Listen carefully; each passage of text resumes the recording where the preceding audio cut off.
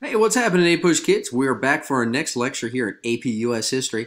Today we're going to be covering topic 4.3, America on the World Stage. For this, we're going to be looking at objective 4D.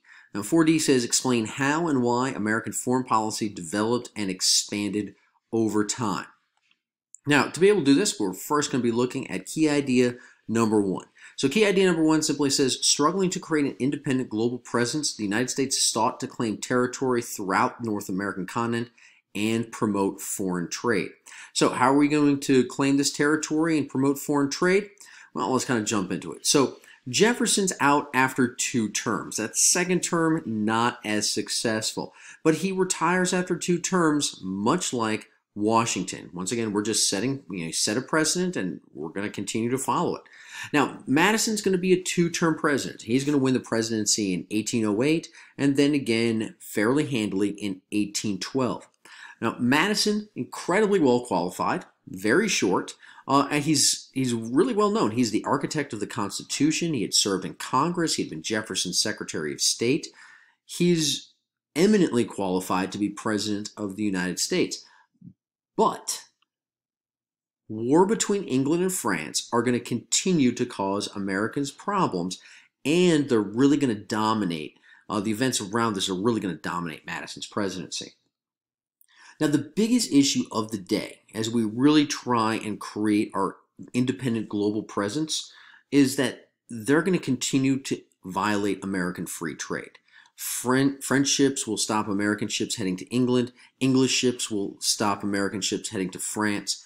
And especially the British Navy will continue to impress American merchantmen, right? American sailors. And what this means is that they would stop a ship on the high seas and they would take American sailors off of American ships and force them to serve in the British Navy.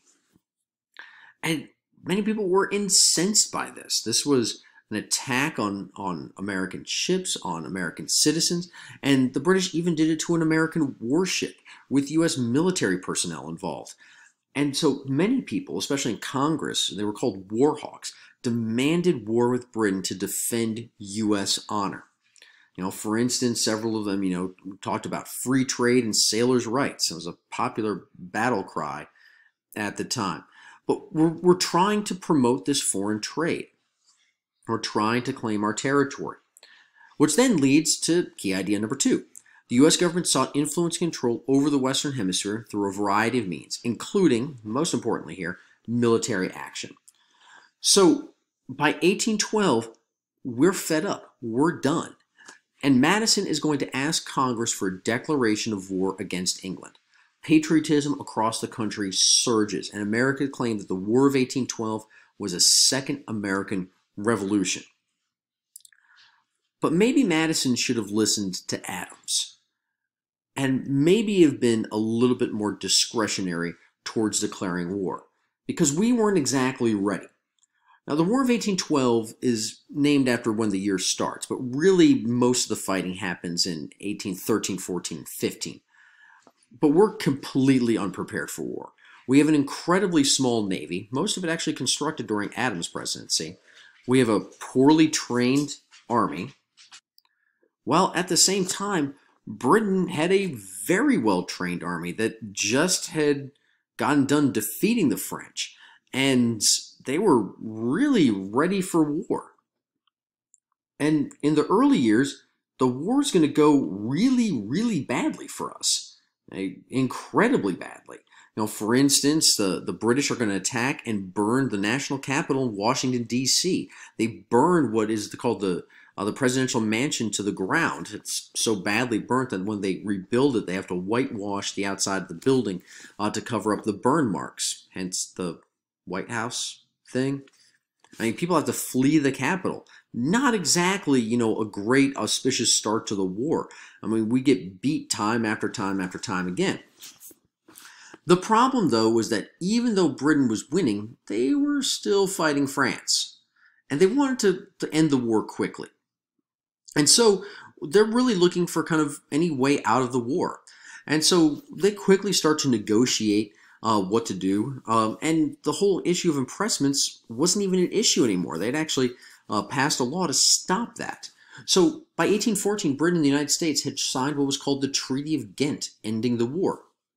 However, before news arrived of that treaty ending the war, the largest battle of the war was fought, and it was called the Battle of New Orleans. Now, at the Battle of New Orleans, this is one of the few American victories in the war. Fighting from behind large hay bales, the U.S. Army under a guy named General Andrew Jackson is able to defeat the British Army, inflicting incredibly massive casualties on the British on almost none of their own. And Jackson emerges as a war hero from this. If you ever go to New Orleans today in the old French Quarter, there's still a giant statue of Jackson that's over there. It's right across the street from a great place to get beignets, by the way. You should go there at some point. Well, anyways, now I'm getting hungry. All right, anyways, so as a result of all this, the treaty ends the war, but it didn't exactly address trade rights or any of the other causes of the war.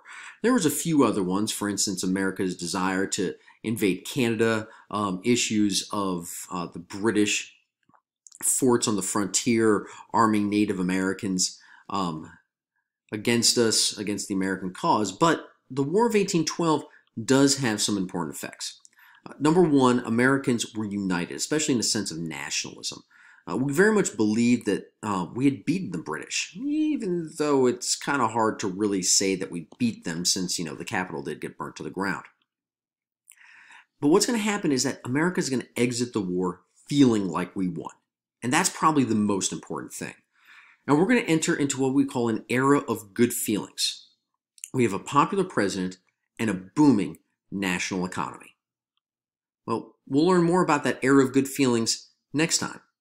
Until then, go Pack.